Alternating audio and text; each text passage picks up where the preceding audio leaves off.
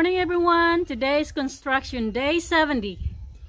We went on a field trip. Needed to get new tires on the scooter, so we did a video on that. And then on the way back, we stopped at a native bamboo furniture store to show you guys some native furniture, sala sets. And then we also stopped at a store that makes Bahay Kubos, so we filmed that as well. So we had a full morning. Now we're up here at the work site, and we'll get you up there and show you some updates. Wilma and I are here on the National Highway. That is the way to Bakong. That's about maybe 3 or 4 miles that way. And then 1 mile this way is the Robinson Mall, right in downtown Dumaguete City.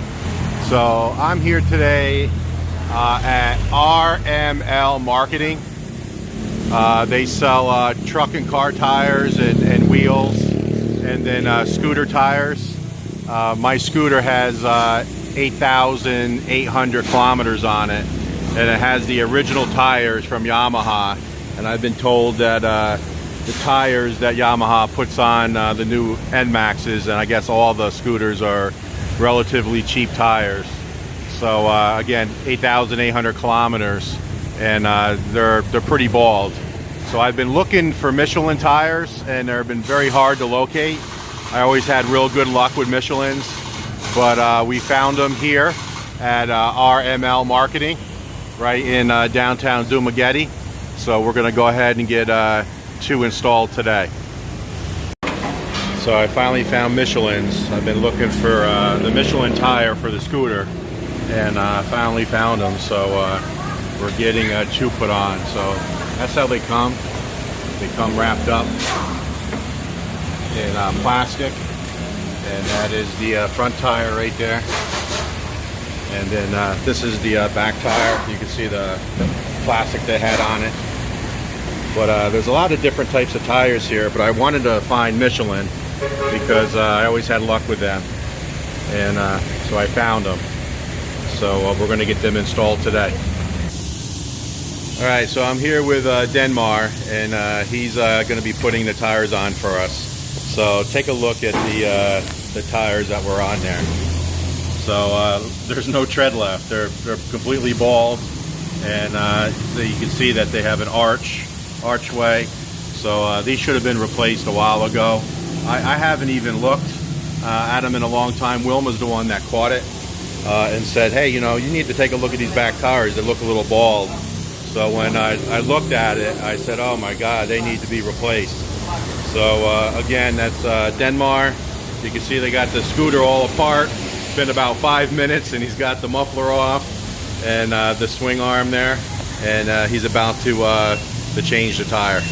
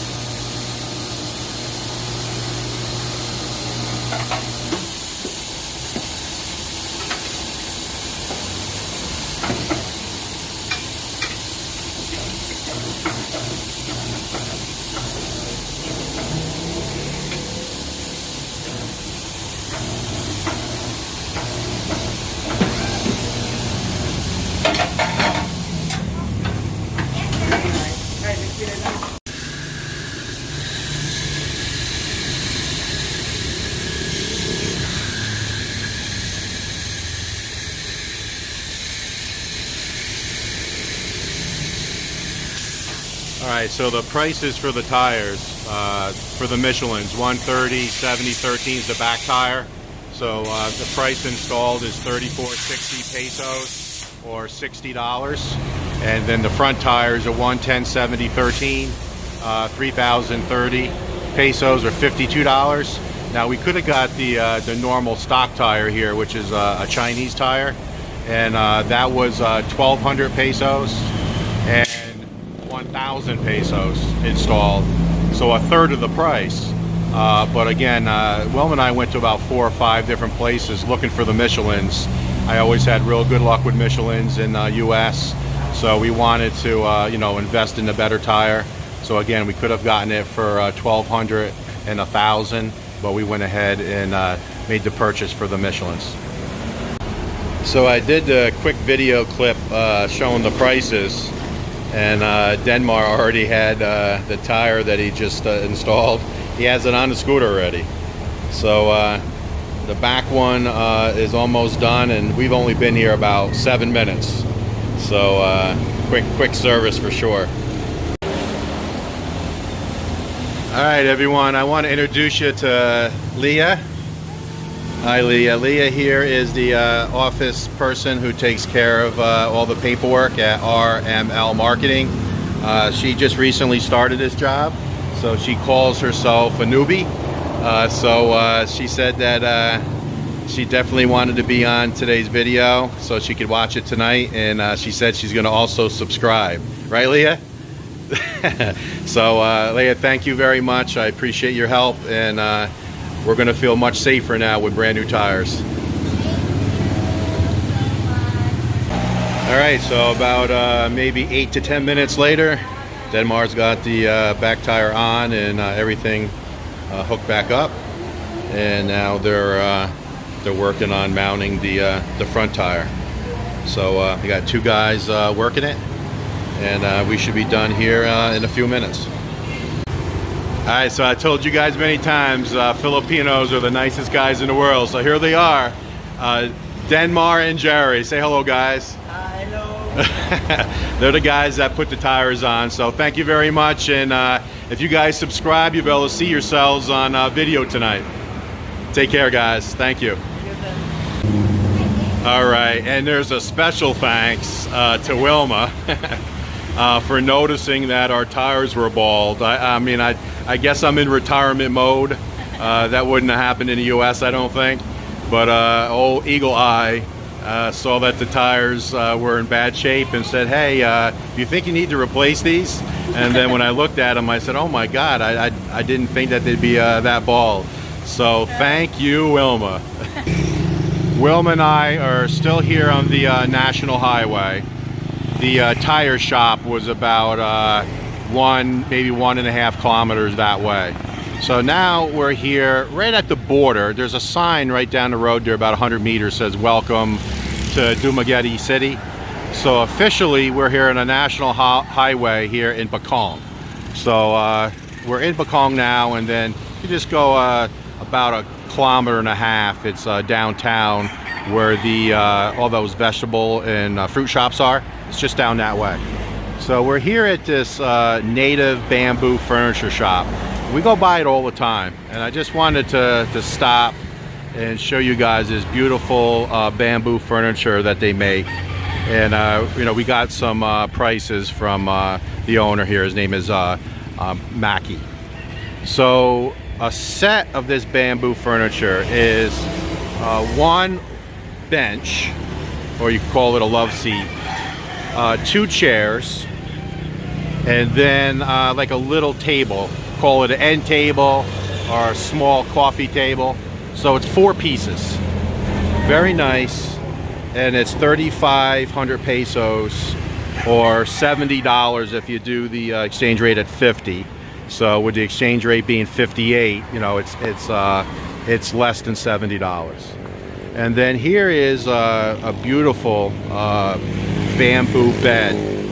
It's a king size bed, very sturdy, and that too is 3,500 pesos. So let's say it's $67, $68 with the exchange rate today. So very nice. And then here's another set. Again, it's a bench, 2 chairs, and a nice table. And you can see what they do. They burn in a little design just to make it look nice. So that's just burnt in. Very nice to sit in. See how they angle the back of the seat? They angle it back. I mean, just look at the workmanship. It really is nice. Now, Wilma and I actually had some bamboo furniture made for us in Leyte. And I had a table, a rocking chair, and a bench. But I had to made it for a foreigner size. So it's a little taller, a little deeper back. So I'll show you guys at some point. I'll video that. So these are built for Filipinos. They're a little low to sit in. So that's why we wanted to make them a little higher. But beautiful furniture here that you could pick up. A nice set for outside. A lot of the natives use it for inside furniture for their sala or living room. But for like $67, $68, you really can't go wrong. So we're having all types of adventures today. So literally 1 kilometer from the bamboo furniture I just showed you, heading towards Bakong, we found this beautiful Nipa Hut. Now this wasn't here a couple days ago, because we drive by here all the time and I haven't seen this. So this is the new shop, Jordan Bamboo Furniture Shop, and you can see they have the phone numbers right there. But look at this Bahay Kubo, all grass, and it's like a very sturdy fiberglass. It feels like fiberglass netting that holds the grass in. But look at the workmanship of this Bahay Kubo. And you can see where Wilma's hanging out. Look at the inside of this. I've seen a lot of Bahay Kubos made in the Philippines, but this one is really something. I mean, you can get 3 or 4 people, probably 5 there, 3 or 4 here, and it gets you out of the sun. It's got a nice bamboo floor, some lattice work, little gate here in the front, and see how they burn in some design just to make it fancy. But this is really well constructed. I asked the price, and it's 35,000 pesos delivered, so that's not bad. The delivery itself would cost a lot in the US. So 35,000 pesos is $700 US. Now with the exchange rate at 58, it would be less than that. So if you take 35,000 pesos divided by 58, that would be the price today. But you can see how it's up off the ground. It looks like about 8-9 inches off the ground. How nice would this be to have a nice concrete pad and then put this maybe down by Wilma's garden, not to obstruct the ocean view. Now, it wouldn't go with the theme of the house, the modern style house. So that's why we did a pergola. But boy, we have to consider this. Not now because of the budget, but when it's all said and done, this may be something. Okay, Wilma heard me say that. She loves Bahay Kubos because I tell you, sitting under a Kubo, yeah, it's got to be like I'm standing here in the sun, and I'll just go up real quick. Look at the sun, guys. I don't know if the camera would even pick that up. It's so bright. It is extremely hot here, especially here, you know, next to the blacktop and cement. But when you walk underneath the Kubo, it's such a difference. It really is, just with the heat of the sun. So sitting here would not be bad at all, but standing in the sun is difficult. So I just wanted to show you guys Jordan Bamboo Furniture Shop. It's new to this area. This is the first I've seen it. And this beautiful Kubo is 35,000 pesos delivered.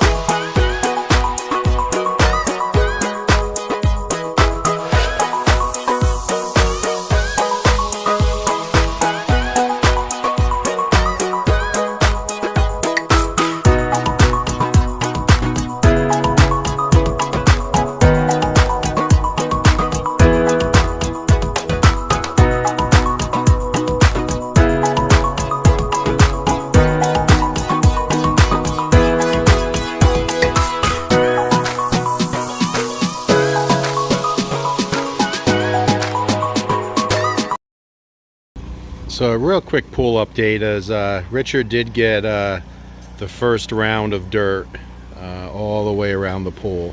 So then this morning he started working on tamping it. So you can see that he did make some really good progress of getting the dirt to settle. So when he did the tamp, it looks like he went down about 5 inches approximately. So that's good. So now we got a real firm base all the way around, trying to get rid of any voids in the dirt with all the rocks below. Here maybe a little more, maybe 6 inches, and then over here maybe even a little more, maybe close to 10 inches. But you can see the tool he's using. It's hard work, but he's tamping down the dirt, trying to get it as firm as he can. And we have RML standing up the rebar so we can get close to the where the coping is going to be. So basically, you know, today he's just going to go around and get it all firmly in place, and then there's going to be a second round of dirt to come up here.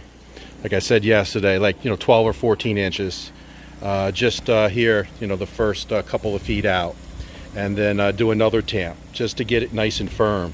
So then when we box up, form up for the coping, that'll come out another 30 centimeters. So this is 30 centimeters here, and then another 30 centimeters. We want a firm base because the concrete is going to be 4 inches thick, and we want it to rest on firm dirt. So that's why he's going to go around and put another you know, 12 or 14 inches, tamp it down again, and get it flush. So that's the pool update for today. So Robert and Daniel are working on the last 2 pieces here that need to be formed up. But before they can do that, they have to build the rebar beams. So both Robert and Daniel down in the bending station, and they have their steel in place, the rebar, and they're working on bending and getting the steel ready for this 2-meter beam, and then this 3.5 meter beam here in the back of the carport. So they're working on that today, and then once they have all that rebar in place, they'll form up this 3.5 meters, and they'll form up these 2 meters, and then that little piece there, that's part of the house. So once these 3 areas are ready to go, we're going to be ready to pour. So I'll try to get an update from the guys on when they think that'll happen. Today's Wednesday, but I'm hoping Saturday we can pour. So we'll cross our fingers. All right, so here's Vince. So like I said, they do that initial throw of the cement, and then they work it in, and then they do come back through and they put a thin coat, just very thin, just to get a second layer, and then this is the next step of smoothing it out. But they put the first layer on, and then they work it the best they can, let it dry, and then they come back in, and you can see Vince is putting just a nice thin layer. We'll let that dry just a bit, and then he'll start working the cement. All right, so here's Dino doing that second work-in of the cement. So you can see that they're here on the very last panel on this side. So I'll take a walk up there in a bit. But you can see once they let it dry, they come back in. They throw water on it to soften it up. Then they use a trowel and just continue to work that 1/2 inch to 1 inch thick cement, just to get it nice and smooth. Any imperfections they work out.